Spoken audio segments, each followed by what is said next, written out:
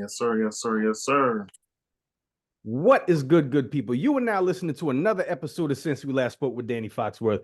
I am your humble narrator, Danny Foxworth, and once again, we're joined by an extremely special guest. Look, man, if you follow me on IG long enough, you know that you'll see me every now and then posting the video, cracking open this container. It's got this busting ass spread of fried salmon, the green beans, and the smack and cheese. Not mac and cheese, smack and cheese. We gotta get it. We gotta get it right.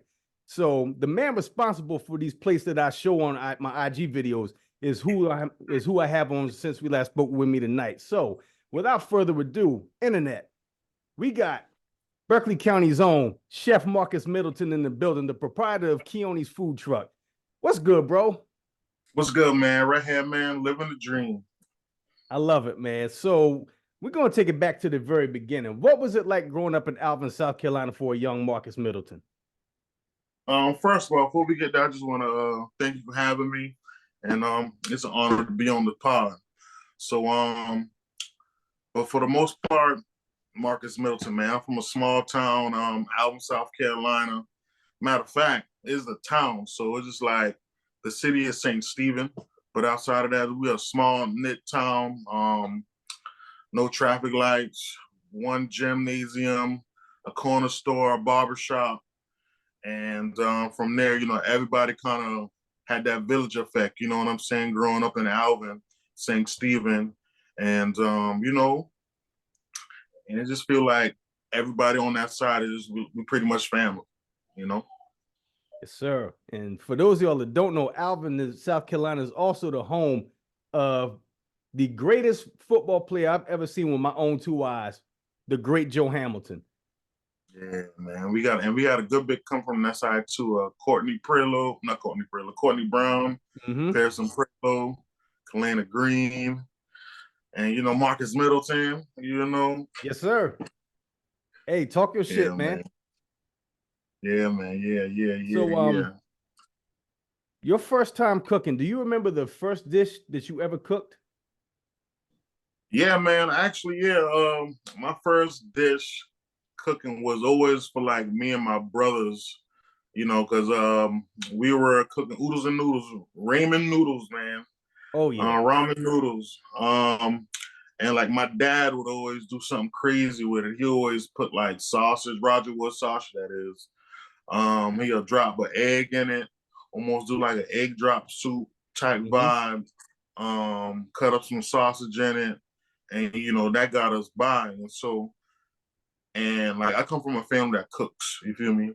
And we always had a lot of gatherings throughout, the year, so probably like maybe 5 to 6 gatherings throughout the year, and a lot of food, man. It was going from, seafood bashes, Thanksgiving, just because it's Saturday, whatever, man. But that first thing I cooked, just to kind of that I can remember is starting off with the oodles and noodles, and just kind of finessing it, adding shrimp, adding things what we got, around the house.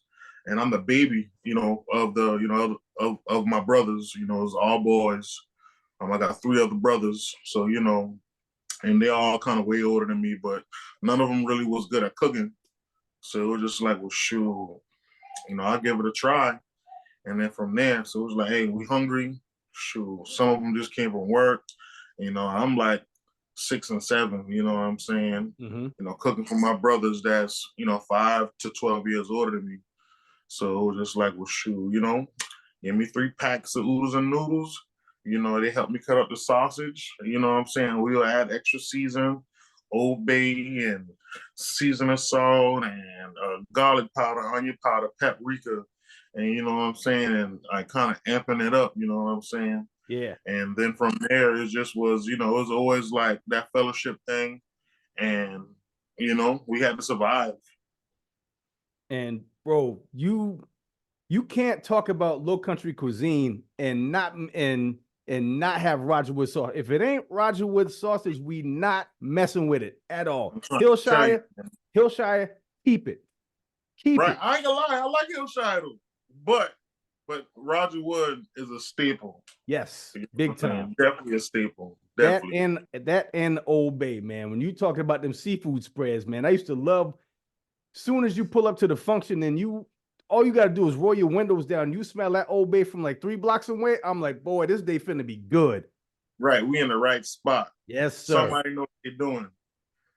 So along with cooking, you also had a prowess for football. So talk about that, like your football years at Timberland High School. What was that like for you? So, as you mentioned, I went to Timberland High School, and growing up, I didn't play football. You know what I'm saying? I always played basketball. I always felt like I was like the fat Allen Iverson or something. You know what I'm saying? And I felt like I was nice with the handles, nice with the assists, and I already had the body, so it just was like I was a rolling wrecking ball. I felt on the low and wreck. I felt like LeBron in rec league. You know what I'm saying?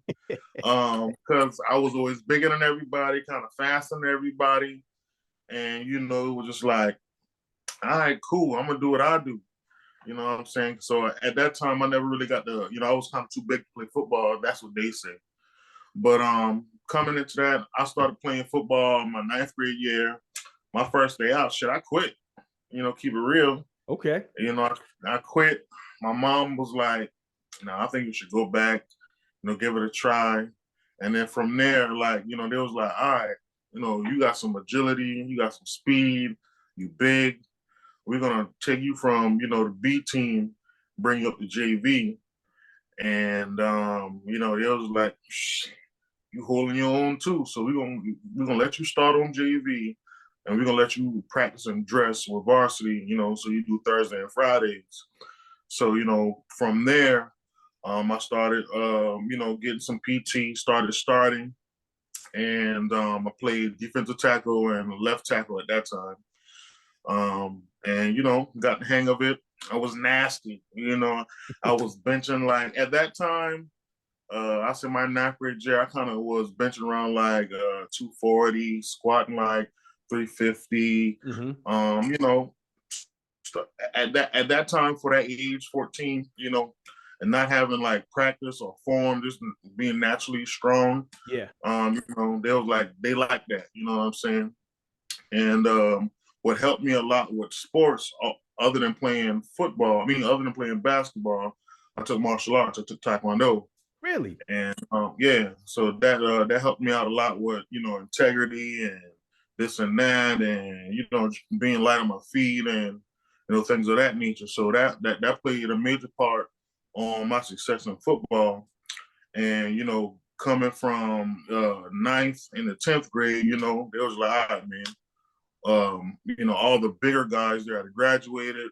We reconstructing our defensive line. We reconstructing our offensive line. Marcus, you need to be a part of that. So my sophomore year, I was starting JV and varsity, just to kind of, I was fighting for a starting spot on varsity. And, the other senior, he just ain't cutting it. So I'll just end up playing that Thursday, that Friday, and, getting all the reps that I can get. And, and it just panned out, you know what I'm saying? Yeah.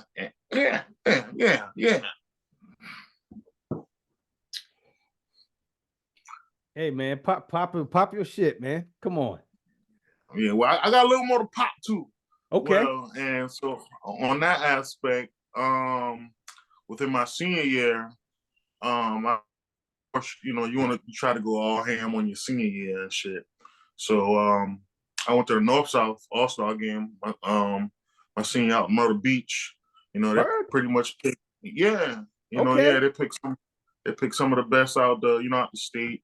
And I was able to attend and start too. So starting I played offense on that side. I was number 66, the offensive guard, and from there I got some offers from South Carolina State. I got some offers from Newberry, and I ended up not playing football in college, to be honest. Yeah.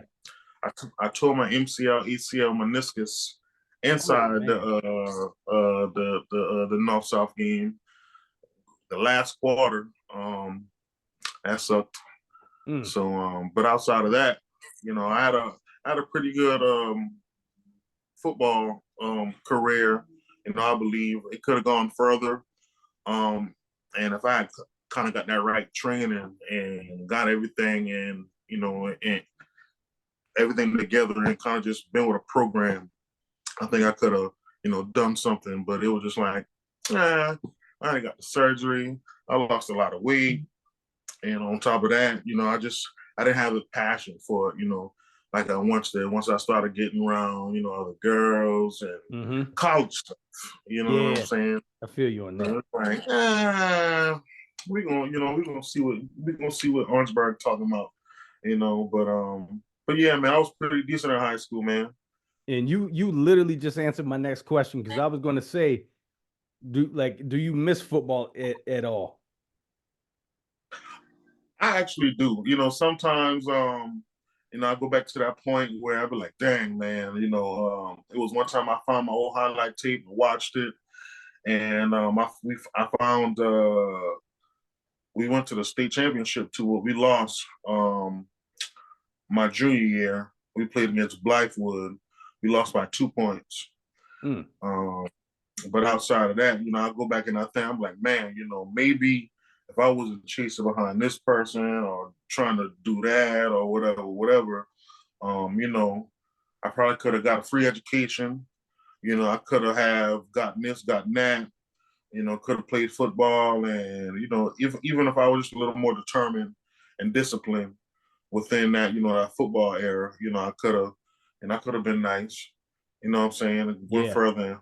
But outside of that, I don't regret it, not playing or anything like that, because I'm here now. You know what I'm saying? Yes, sir. So I really can't dwell on it and be like, man, and, I remember back in the day, boy, I've been running a 5 flat 4-9, benching this, squatting that, and boy, but I'm just grateful and blessed the way I'm at right now, Word up. So now let's get to you going from Alvin up to Orangeburg. So what was South Carolina State University life like for you?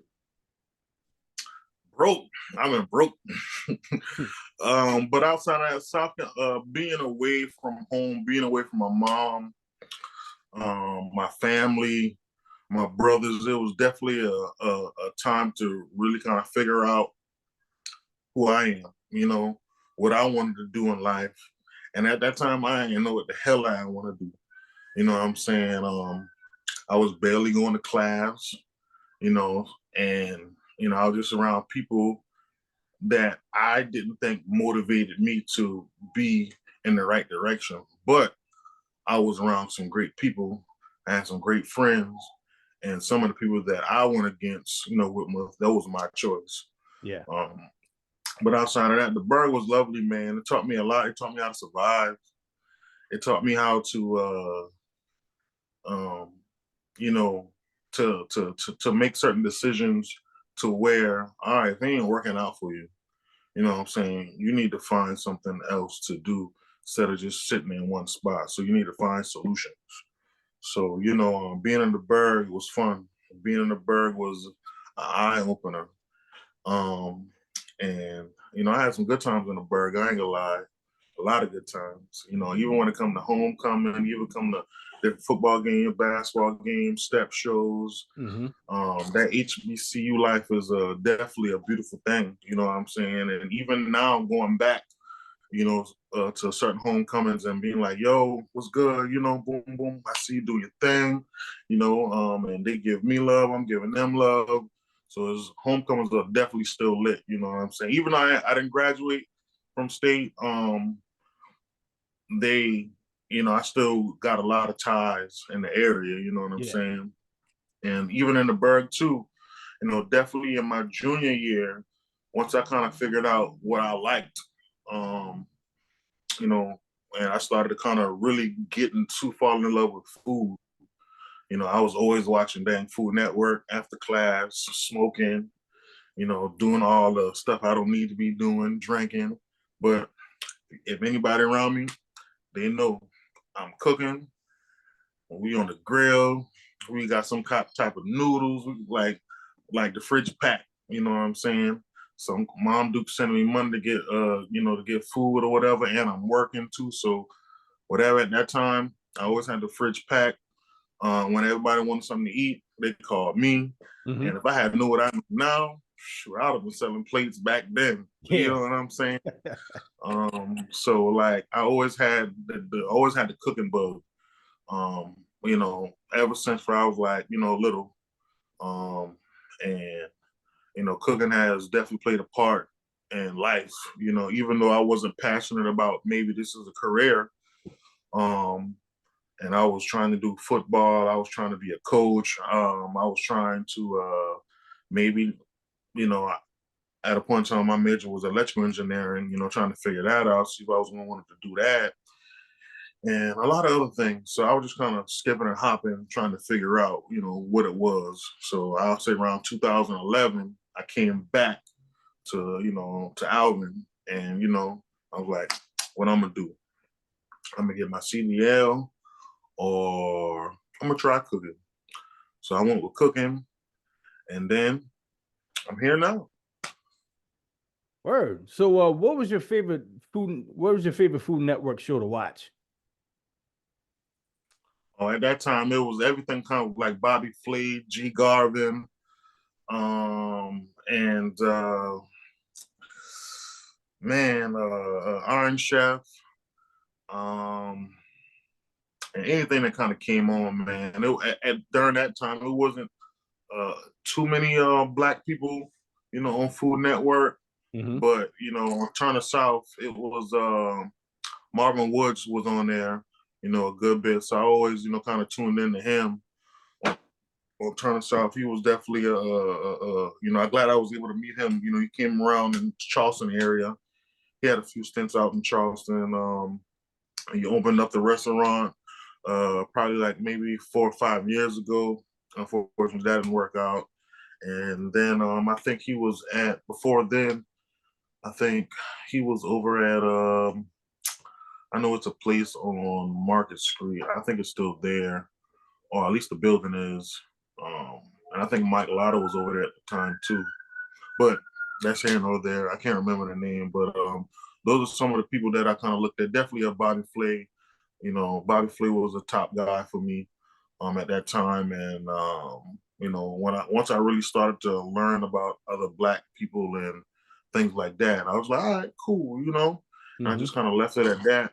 And then once I entered culinary school, it was just a whole different a vibe. It was like, dang, it's really food is definitely life. Food is definitely history. Food is definitely a war. Food is love. Food is man, so many stories, about it. You know what I'm saying? To bring us here, through our ancestors. Yeah. So, talk about going to culinary school at Trident Tech.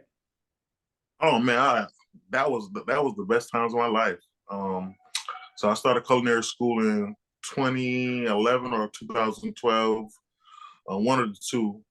It was 2012. Started culinary school 2012. I went to Trident Technical College in Charleston, and coming into that, it was very easy, and in a lot of cooking ways. You know what I'm saying? Because I already had the know-how of how to turn on the stove, how to wash dishes, how to clean up after myself, seasoning the pot. You know what I'm saying? That was the main thing. I could always season the pot. A lot of my peers in the class, I was like, dang, mom, your shit tastes good. Boy, that thing busting. Hey, you cooking so good. That dang, what you put in there? I said, nah, I can't tell y'all my secrets. You know what I'm saying?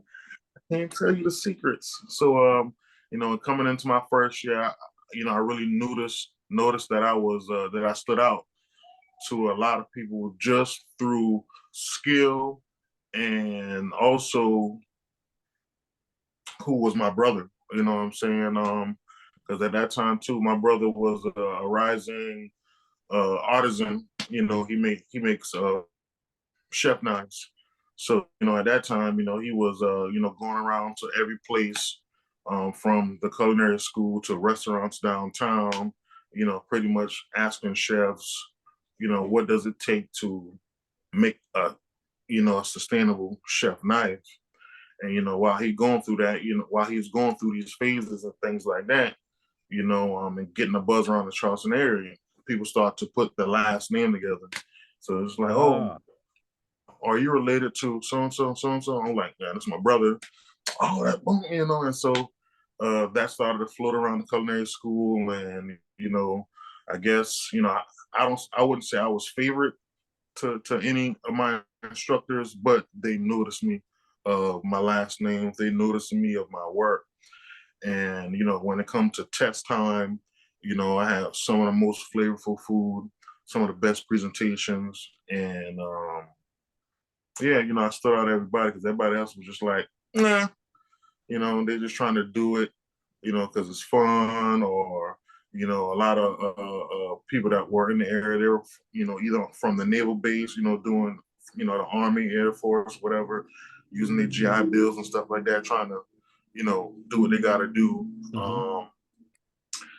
But outside of that, I got connected to a lot of people, in the cooking industry. So I started actually cooking inside of restaurants, I would say 2013. My first restaurant it wasn't a restaurant, it was more of a artisan cooking store. It's called Charleston Cooks. And they carried my brother knives. So, that's how I started kind of getting some places. Gotcha. Like I said, through the last name, And so I would have to kind of demonstrate, I would have to kind of teach a class, and give a whole spiel about, what I'm cooking. I would do start off with a dessert, get that in the oven, and then come into the entree plate for everybody, and, have a whole spiel about, why I cook this, how I cook this, and try to upsell different utensils that I'm using, like pots, knives, seasoning, things of that nature. So, being in culinary school while working inside the restaurants definitely put me over a lot of people too. So how many restaurants did you work at total before you? Man, so while I was in culinary school, I tried to think of this as we can go back to football, like the NFL or the NBA. So in my head, being a chef or being a cook, I was taking it as I was being an athlete. You know what I'm saying? So I was like, all right, cool. I need to go to the hottest team, or I need to go to the hottest restaurant. So at that time, to me, some of the hottest restaurants at that time were Cypress, slightly north of Broad, Blossom, and things of that nature. So I started at some of those, but I ended up working at Cypress. And that's kind of right across the street from, or down the street from slightly north of Broad, but it's right by Blossom and Magnolias. It was in that same group, that cooking group. And I was there working on the Craig deal. And, from there, man, I got my ass kicked, in the what I thought I know, it was just like, shit, this is a whole totally different ball game. You know what I'm saying? And hearing that chicken machine just spit out tickets, between Thursdays and Sundays, each night, it was definitely 200 reservations, 300 reservations on the book. So I used to work garde manger. So it's pretty much a cold station, a salad station.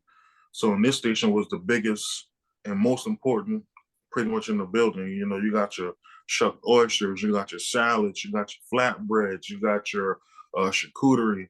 So I had to manage and maintain the pars on all of that and get out food, work like a huge station. And that was definitely, that let me know from here, if I can handle this, I can pretty much work anywhere.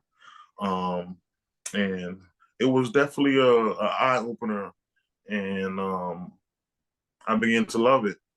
And I'll definitely say the only thing that at that time, what bothered me, I was the only Black person working on the line. You know what I'm saying? So it wasn't a lot of people that looked like me. But if they were looking like me, it was it was few.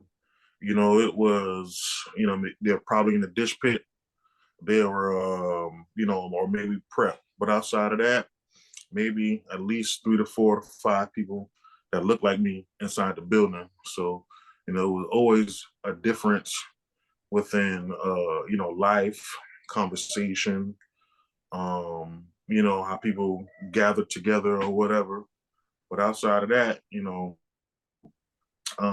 that's one restaurant. So I went from Cypress, I went to Ordinary, I went to Mercantile and Mash, Swig and Swine. I went to, let's see where else I could think of. It was a breakfast spot. Was it Daps? No, I worked there too. That's coming too. So okay. Daps and another it's closed now. It was right by a few. Dang. Can't think of Hominy. I was at Hominy Grill for a little while. Let's see where else I was at. And then while I was working at all these places, it started at Ordinary. I was at Ordinary the longest, working on the Mike Lotta. I was there for like a year and a half. But outside of that, that's when I met BJ Dennis. And then from working at Ordinary and work starting helping BJ, that built a lot of entrepreneurship, mentality in my mind. You know what I'm saying? So I was like, dang, if he can do it, I can do it. You know what I'm saying? So I was like pretty much like his shadow, or pretty much his protege. And, at that time, I just kind of wanted to do everything that he was doing, like catering, private dining, pop-ups, personal chef things. So, I kind of took that and, I ran with it. And, and at that time I came up with Middleton Made Cuisines. And that's before Keone's. So, before Made Cuisines, and I wanted to provide that different type of cuisine with Southern influence, possible, as much as possible. So it just could have been like, boom, if I'm gonna do some sushi, sure, I'm gonna put red rice in it, instead. Yeah. You know what I'm saying? And kind of still have some of the same things, but more cooked things or anything like that. Because I wasn't into too much of the raw things, except oysters and certain things. But outside of that, I was pushing that, trying to kind of build my business and, kind of be like my mother, be like my brother, be like my uncles, be like my aunts, you know what I'm saying? Because I had a lot of my family members were entrepreneurs and they still had a full-time job. And so yeah, to answer the question, I was at good bit of restaurants. And the first time I met you was actually at Daps when you and BJ did a pop-up together. I can't remember what year it was, but I just remember meeting you and BJ for the first time. And I was like, man, these dudes here are super talented, man. And they got something special brewing. And then next thing you know, I'm getting word like you out like making plates and stuff and selling plates. So I was fortunate enough to get one of those plates. So talk to us about how you went from the kitchens in downtown Charleston to branching out to us preparing the plates and selling them. So going back to like I said, meeting BJ, that built a lot of say entrepreneurship spirits inside me.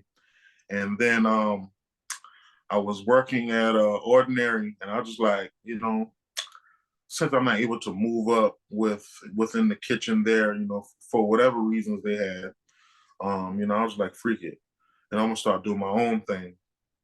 And like I said, I came into the private dining, whatever. So we're gonna fast forward to 2016. 2016 happened. I was like, you know what? I see churches always selling fish dinners, plates, and this and that or whatever. I'm like, well, shoot, I'm gonna give it a try. You know what I'm saying? And my first plate was it was coming into the new year. My first plate was pretty much Hoppin' John, pork chops, collard greens. But what I did with the pork chops, I marinated them with some thyme, rosemary, and sage, shallots, and bay leaves, red wine, and I kind of just let that, do what it do. And from there, I just kind of seared them. I had a 3-eye burner. I seared them, and that was that. Finished them in the oven. Then Hoppin' John, the collard greens, and I was selling them for $20 a pop. You know what I'm saying? And I was like, all right, I'm only gonna do 20 plates. You know what I'm saying? Just to have a limit. My first time, no one really knows me as a plate pusher. Mm-hmm. So I come in to start pushing plates. I sold out. And at that time, I was making so much food. You think I give a lot of food now? I was giving way more. I was giving way more food. I was giving so much food. My place could have definitely feed about two, definitely two, maybe three on a good share portion. You know what I'm saying? Yeah. But like I said, at that time it was 2016. I kind of want to start to get my name out there, and I just wanted to kind of, make some of my own, you know what I'm saying? Because, like I said, my brother was doing his thing. I was around BJ, and, a lot of family members were, had their own type of thing going on too. So I just know I always had to work, and I had to make some of myself because, I had big shoes to fill. I had 2 other brothers in the Army. They doing good, and they feeding their family. I got Quentin, he hustling and doing this thing. He feeding his family. So next is me. So I can't be the slow league. I can't be the dang, well, Yeah. these 3 good, but Marcus, I didn't want to be that one. You know what I'm saying? So yeah, I just kind of wanted to start pushing plates, and that wanted to come into eventually potentially have my own restaurant or something of that nature. But I just really start pushing plates to get money, to survive, still in survival mode. And because throughout those times too, another thing will kind of push me to want to start doing plates. I always wanted to work the line, you know what I'm saying? And being Black downtown, if you didn't fit a certain crew, or if you didn't have the skills, or if you wasn't at the right restaurant or whatever in the area, it wasn't gonna work out. You was definitely gonna be prep. He was definitely washing dishes, and nothing wrong with these jobs at all. But that's not what I wanted to do. You know what I'm saying? I wanted to be on the line. I wanted to cook, this and that. And granted, some places, I did that and I conquered that. But those places where I started at earlier, it wasn't a lot of places that I knew of the time that people that looked like me had those high end spots. You know what I'm saying? Uh, so I was like, shoot, I'll make my own spot. Make my own lane. And that you did. I remember the first plate I got, and I ordered it, and I remember I was waiting in the parking lot of Walmart, and you pulled up in your truck with a plastic bag full of that piping hot good ass food, boy. I tell you what, I didn't even wait to get home. I sat right in that car and I devoured that plate, bro. Yes, sir. That shit was busting, bro. Seriously. And right. I appreciate your culinary expertise for both me and my stomach, dog. Word. That's for sure. So how did you go talk about the transition from going from delivering plates from person to person to actually eventually starting your own food truck? So we're gonna fast forward to 2020. I was working at the College of Charleston through Airmark, and I was doing things for the president, doing things for like different private parties throughout the schools, student groups, things of that nature. So I didn't work in the cafeteria, but I got furloughed. So I was like, well, shoot, I'm already selling plates. I'm gonna need something to kind of keep on going. So it's just like God was just like, yo, you got everything you need. You just need to keep on going. Mm-hmm. So all that energy, all that time, I just took my time, and me and a good friend, Curtis Hopkins, Chef Kurt, we Chef just Kurt. decided Yes, like, sir. hey, like let's bring both of our both our images together, and let's kind of start selling food. So what we did was, through COVID, we just started selling plates. We would combine all our orders. We would cook the same thing. We was like, all right, this is the menu. I handle the meats. I handle that side. You cut this, or I handle that side. Boom, boom, whatever, whatever. We'll just make it work. Kind of like a restaurant. You know what I'm saying? So it was like, all right, so I take care of this job. You take care of pretty much what I just said. And then we would combine all our orders, and then we'll go from, I would handle the Charleston, Moscona, Goose Creek side, and he would travel to Sumter, Manning, whatever orders. And so we started off doing like, 1 week we started off doing like maybe 50 plates. Next week, we started doing 70, 80 plates. And then it started going from 80 to 200 and things of that nature. So it was just like, well, dang, shit, I'm making more than I was at my job. You know what I'm saying? So at that time, I just, all right, well, cool. Let's keep on pushing. The whole 2020, I came into, just pushing. So I was just pushing and saving. And, everything was still working out for being furloughed from a job, getting all the government stuff and whatever, they was giving us at that time, but I was just saving it. So and at that time, I just had not too long moved back from Atlanta. I was in Atlanta for about a year. So I pretty much moved back home with my mom until, I got back on my feet. So I really had bills. So I was just like, well, shoot, cool. Here's this, here's that for, light bill, whoop, whoop, whoop, whoop, whoop, and I can save. So at that time, we just kind of killed through COVID, and everybody was like, "Oh, y'all don't need to be around them people," but hey, but they keep calling.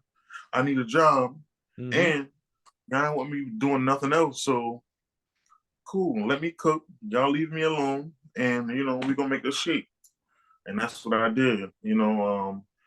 But throughout all this time, I was just saving and still helping other chefs do what they do, volunteering, and being around the right people. So it was one day my mom was riding them on Schoner, and she saw the trailer that I got now. She saw it, and it was a blank white trailer, but it was just huge. You know what I'm saying? I was just like, yeah, that's it right there. So I was like, boom. How much it costs? He was like, this. He said, but if you give me this, you can get it right now.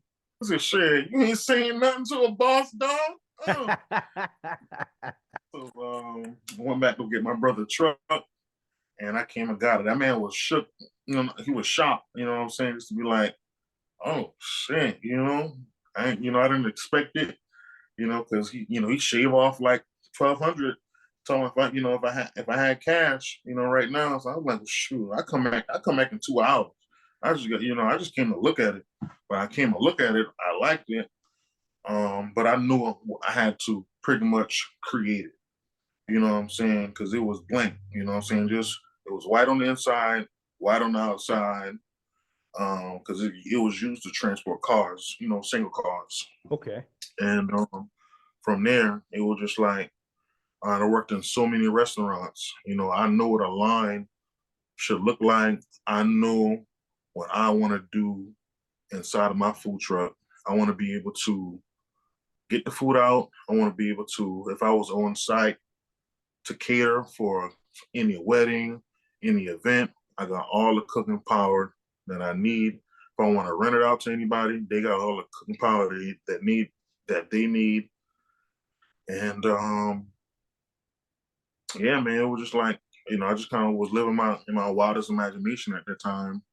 And, I just tried to stay, focused. I tried to stay inspired. I tried to stay, uh, down with God. And, all that shit was hard. For real. So how'd you come up with the name Kiani's? So first, what made me go into Keone's direction, I wanted to stand apart from my brother.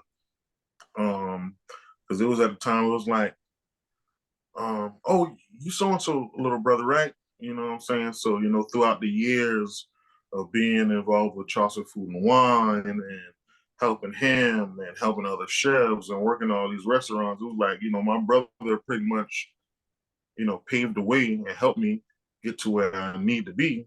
So I was like, all right, I have the skill, I have the craft, and I have everything that I need. So I need to kind of create my own identity. So Keone's came about as pretty much from my dad, actually. My dad, he wanted to cook too. Granted, he did cook, to provide for his family and on that scale, and for fun too. But he was stationed out in Hawaii for some time or whatever. So Keone's is a Hawaiian name, and it translates into John. And that was my dad's name. So Oh, okay. yeah. So pretty much it all kind of ties into if the food truck is named John's or Johnny's in a sense. And so Keone's came about like that. It was pretty much an ode to my dad. And then I kind of slapped that low country diaspora part onto it because like we're in in this area with the Gullah Geechee with a lot of Southern West African vibes, and Charleston being a hub of, I'll say, to the world, shit, in my mind, I would call it Little Africa, because a lot came through South Carolina, you know what I'm saying, Right. to go through and to get to the Great Migration, to where everybody kind of started to move up north and, out west and the Midwest and things of that nature. So I slapped that look under the diaspora part in there to kind of give when I want to flex on the menu. You know what I'm saying? When I want to kind of get into, I'm doing a jollof this or I'm doing some type of kachumbari or this and that, whatever. You know what I'm saying? Whatever flavors, and I kind of want to mix and vibe. Everything is kind of inspired through the slave trade, West African, Gullah Geechee, Southern soul food vibes. You know what I'm saying? Love it, So, man. So future ambitions for Marcus Middleton. Do you what's in the cards? man, future ambitions. To be honest, I kind of want to pick up on the trucking. To be honest, um, you know, I feel as though you need more than one bag. You need more than one trick in your bag to really survive and thrive comfortably in these times that we have now. You know what I'm saying? Because it's not like how it used to be. For our parents and our grandparents. With pensions and retirements and things like that. Some of those now are just, a little difficult, more difficult to attain.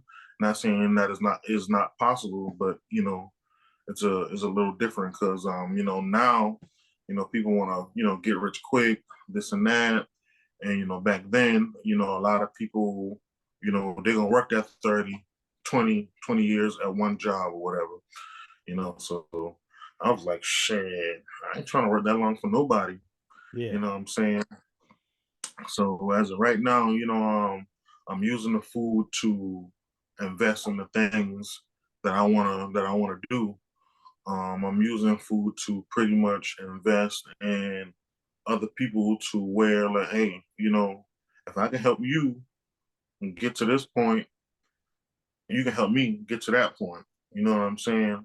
So it's just like now, and like I said, I kind of want to get into the trucking world, starting to learn about that and invest in that while I'm investing my time and craft and building on the food aspect. But when it comes to the food aspect, I do look into coming into a takeout spot. Because I'm all about convenience and just getting the food out. And I'll leave the kind of the plated private dining stuff to the catering aspect. You know what I'm saying?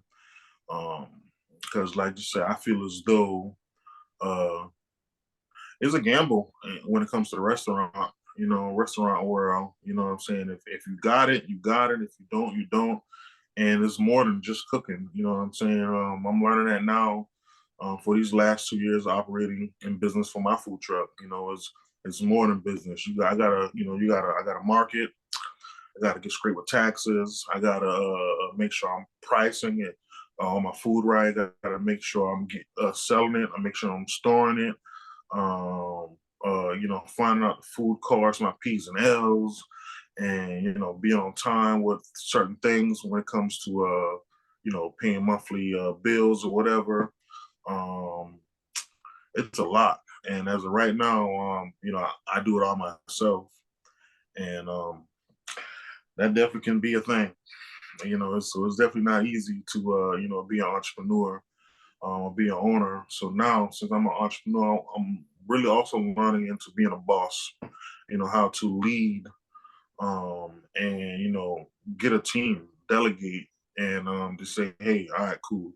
This is the overall goal, and we trying to make it to the championship. So I feel like though I got the product, now I just need the team. So the team we can build, and that takes time of pretty much me learning how to be a leader. Delegating and setting myself aside and be like, all right, cool. I'm gonna teach you this. Here's everything I know. I'm gonna nurture you. I'm gonna put everything into you that I think you need. And please don't leave. If you take care of me, I take care of you. But overall, the goal is to kind of create that team to where it can start to run by itself, and we rinse, wash, and repeat. With people. You know what I'm saying? So, and then if I can help these people, get into chasing their dreams, hey, Keone's is a home for you. If you don't want nobody dancing all in your videos, you know, doing this, doing that, shit, come on to Keone's, man. We can get you right. Man, that is the perfect walk-off shot right there, man. Seriously. What a promotion of the brand, man. I love it. That was fire. So now we're going to get into the 5-question segment. So the first and last question are the same question I ask every guest to have on here. Questions 2 through 4 are 100% random. So question number 1, what were Marcus's go-to school lunch items? Chili cheese fries. You know what I'm saying? Like in school, I always enjoy some chili cheese fries, man. And if we didn't have that, if that wasn't my favorite, being on a football team, when it comes to the playoffs, we had a time to where, every playoff game or every conference game we won, the football player got steaks. Ooh. So, yeah, so it was like, shit, we win. I knew we winning. So Friday we getting steak, you know what I'm saying? Pasta A1 sauce. Let me get that. Matter of fact, you don't got A1? I'll take the 57. Let me get that.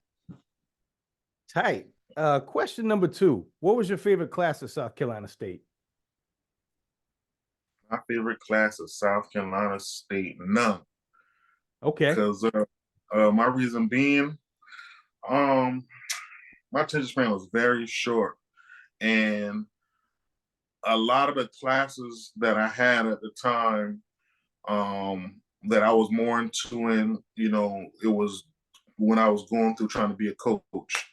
So I had to figure out, if I'm gonna be a teacher, this and that. So I had to kind of figure out how I wanted to take the practices, this and that, blah, blah, blah. And I didn't like to get up in front of people and speak.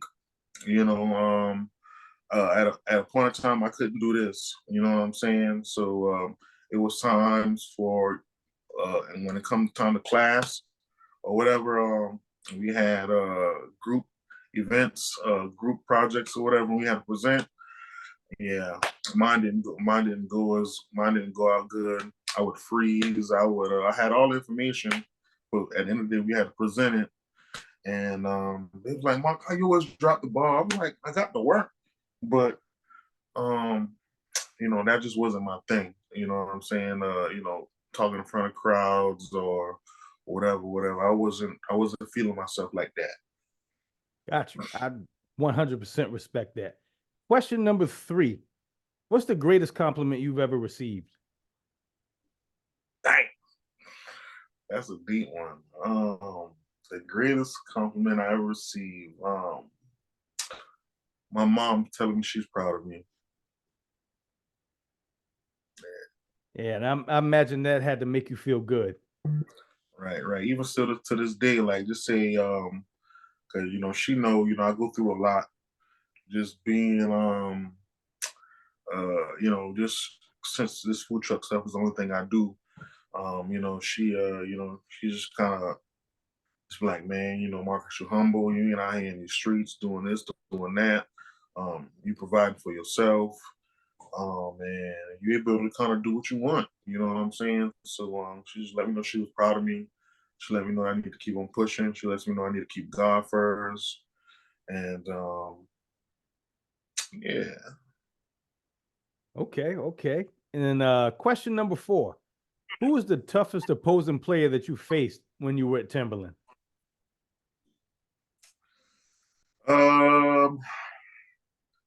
I'll say as a team, I don't think no team. Well, let me rewind. So the toughest opponent that I went against individually, it wasn't a game. It was more of a combine, and I was going against Daquan Bowers. He went to Clemson. Yeah. And he went to he played for the Buccaneers a little bit too. But outside of that, we was at this I forget the combine name or whatever, but I had to go against him, and man, sheesh, he let me know what's up. You know what I'm saying? It was pretty much a pass blocking situation, and I came to that combine for defense. And the coach was like, you might as well go and get reps on both sides. It's now you play both sides. But I'm like, all right, cool, it ain't matter. And he did his thing. I was like, yeah, dang. And I had to go against him twice. So it was like, he was like, you still want to go against him? I'm like, I'm about to turn you. I ain't no pussy, So and we did it again, and same result. I was like, yeah, how them boys still coming to? He good, yeah, that boy good, right there, that boy good right there. And for a team, the hardest that I went against in football, I'll say Blythewood, just because it was a fight to the last second. You know what I'm saying? Both teams could have had, it could have gone either way.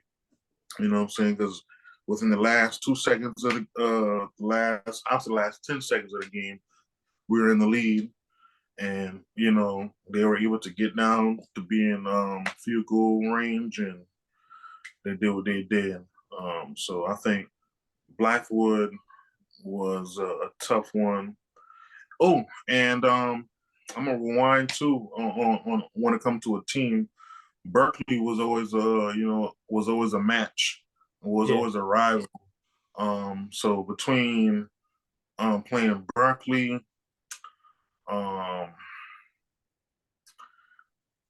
we didn't lose too much.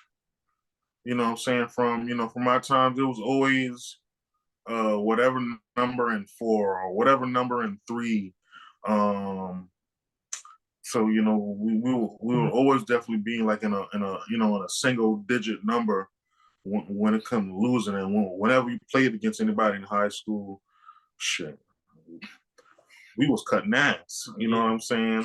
We was I think the craziest score I've seen while playing, I think we were playing stall. It was like 85 to like 3. You know what I'm saying? I was like, damn, is this basketball? So like we had a crazy setup. We had Rocarius came back there. He was averaging like Big maybe Rock. 200 yards a night. You know what I'm saying? At least. You know what I'm saying? And we had a lot of great skill people. We always ran the ball. So it was just like we're a pass team. It was like, nah, when we in the weight room, we getting it. We gonna push y'all out the way, 6 to 7 yards at a time. 2 of those, and you keep on going down the field. That's eventually a touchdown. So we rarely got into third and fourth down predicaments.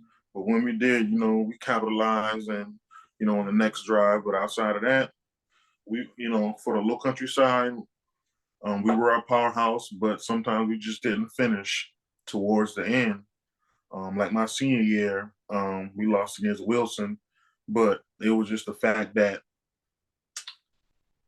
certain players missed certain opportunities, certain blocks, and even though it was an individual mistake, it still messed up the team. So it eventually was a team thing. Yeah. But yeah. All right. And then the last question. What was the last thing that really made you laugh? The last thing that really made me laugh.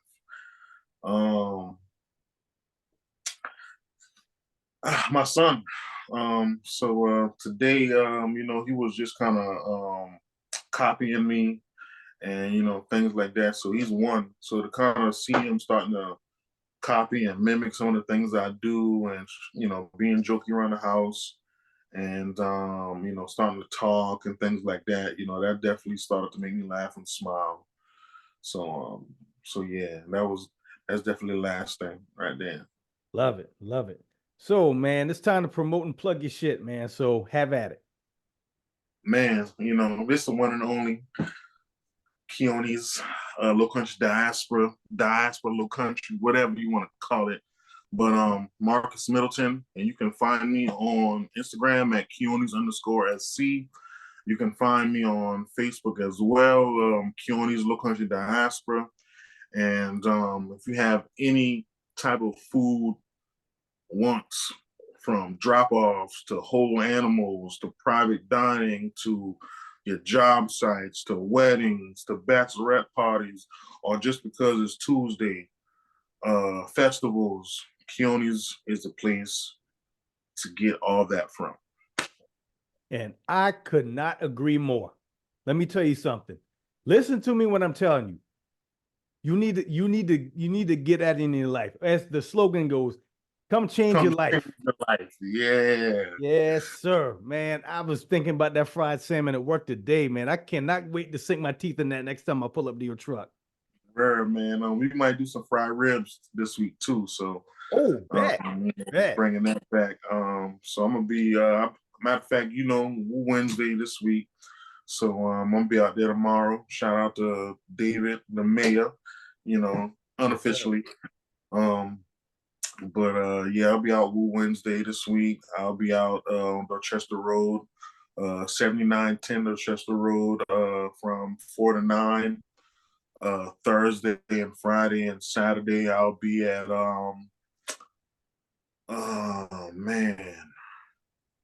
I'll be downtown at this little event, from 4 to 7, something with the longshoremen's or whatever. So they kind of booked me for that.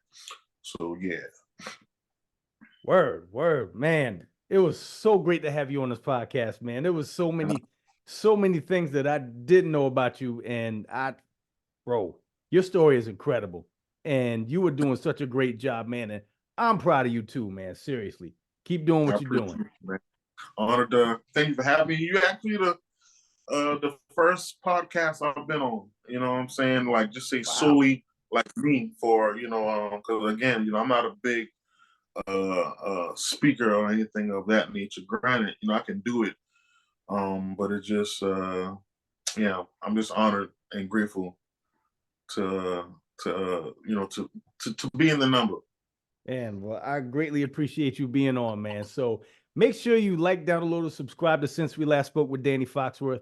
Make sure you subscribe to my YouTube page. You can find me at Danny Foxworth 843. You can find all the video versions of all my episodes for this podcast and my baseball podcast at The Plate with Danny Foxworth. And for Marcus and myself, this has been another episode of Since We Last Spoke. And until next time, y'all be good. Peace. Peace.